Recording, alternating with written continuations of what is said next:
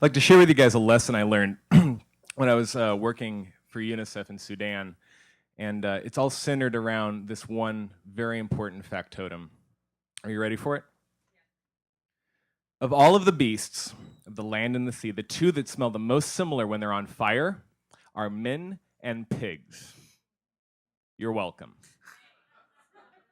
Now, the similarities abound, really, because, for instance, if you were stuck in the heat of a fire long enough before a rescuer could get to you, the tender meats of your forearm would just fall off the bone when he tried to pull you free. And because mammals are mostly water, like the pig, you would release a cloud of steam that would smell, in a word, delectable.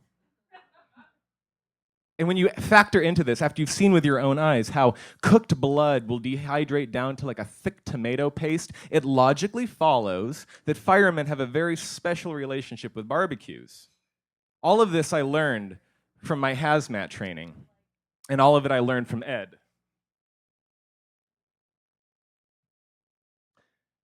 Critical injury is a clock ticking down to a person's death. Your job is going to be to slow down that clock until someone who knows more than you can show up and stop it. Ed towered at about 6'6" with this ginger beard and this tree trunk of a torso that gave him this mythological lumberjack kind of appearance. It didn't help that he was Canadian. It was very comical, in fact, and it was comical right up until he started speaking. Because what he said was, the crunching and caving of an old person's sternum is an experience that you won't soon forget, but you won't stop giving it to them. They may die. They may wake up hurting anyway, but their loved ones will take some consolation from the fact that somebody tried to save their lives. Imagine you, if your grandmother was choking to death in a restaurant and no one wanted to give her CPR because they thought old people were icky. Well, no one's going to be too icky for us. You know, the number one killer in crisis is hysteria. Huh? It's contagious in a room like laughter, but you will not become hysterical. You will have no choice in this because no one is coming to save your ass out here. When I'm done with you today, you're going to be the best fire and medical response team in southern Sudan. God help you. Now, I looked around the room during this lesson for the best medical and fire response team in Sudan, but all I saw were secretaries. Bored, underpaid, drastically demotivated secretaries. And these were the faces I was going to look up into after I was shot or in a car accident or I stepped in a landmine. These were the people I was going to plead for help for as I bled out to perform some miracle. And doesn't that ever concern you, I asked Ed later that night over beers, that the officers never show up to these meetings? Oh, sure, he said. They think I'm a knuckle dragger. But I'll tell you what, those people who were here today, those are the people that you want on your side during an emergency. And I was skeptical. I could think of a million reasons why, for instance, my office mate, Stuart, wouldn't be available to give me, say, a life-saving bout of CPR. Maybe he'd wear his good trousers and not want to get them dirty. Or maybe he'd insist on finishing his tea first, the tea that he had to drink before he could even open his morning emails. My gravestone would read, Justin's breath smelt like tuna fish. And Stuart hated tuna fish.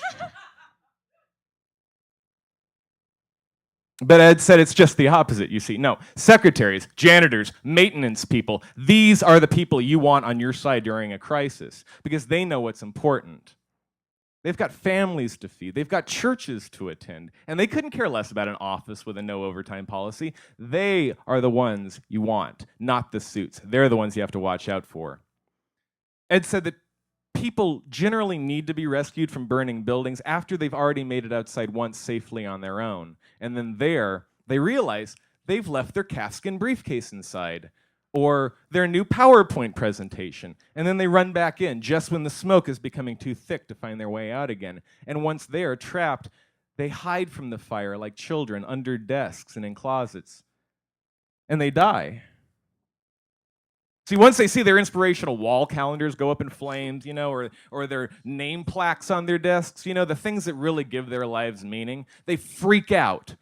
And when we come to get them, they actually punch and kick us. When we're hauling them out of there, they'll hold on to doorways. And when they do that, when they flip out on me, if no one's looking, I'll just put their head in the doorway, take a fight out of them a little bit. I mean, think about it. Think about the last time your local news station did a piece on a hero, right? Do they in any way look like a movie star? No. It's always the big guy on the airplane who kind of spills over into the seat next to him. Or he's the goober in a bar that you don't want chatting up you and your friends. Or he's the hairy Greek who just won't stop talking about the weather. You feel me? They look like us. So then why do you do it? I asked him with a sudden urgency to know. And he got quiet. He got so quiet for so long, I didn't think he was going to answer me. And then he finally starts laughing, and he says, the last time a girl and I really clicked, I was down in Yambio. I was just doing a routine safety inspection, but all of a sudden the LRA crossed the Ugandan border, and they just started shooting the hell out of the place. And everybody dove for cover, and I found myself right next to this little French girl. And bullets, they're plinking off around us, and concrete is making our beards gray. Everybody's trousers has a little growing wet spot around the crotch. And this little French girl turns to me like we're on a blind date, and she says, "So, what is it you do? Huh?" See, that's the perk of working rescue. You don't meet a lot of women, but the ones you do, they're really grateful to see you. And he's quiet here again. And I can tell that he's thinking about her. He's thinking about the girl that he's chased into an inferno, or the next girl, and then the next girl after that. Always losing her, never quite finding her. And then he starts laughing again. And he looks at me and he goes, "God, man, I just love my job. And the only other people who appreciate it are on fire." Thank you.